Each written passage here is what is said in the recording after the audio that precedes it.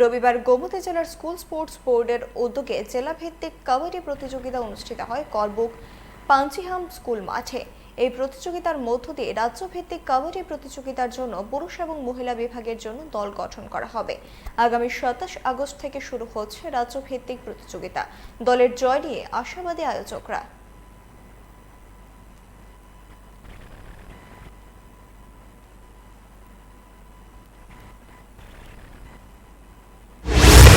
School বোর্ডের আন্ডারে Gomati district school sports board আজকে এখানে 17 বছরের নিচে ছেলে মেয়েদের kabaddi district level competition cum selection হচ্ছে, যার শুভ উদ্বোধন কিছুক্ষণ আগে হয়ে গেছে।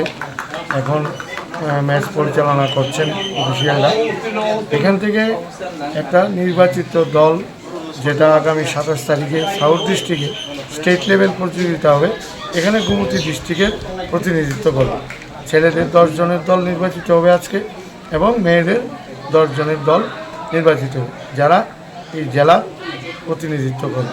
স্কুল স্পোর্টস বোর্ড যে ইয়ারলি ক্যালেন্ডার, সেই ক্যালেন্ডারের অনুযায়ী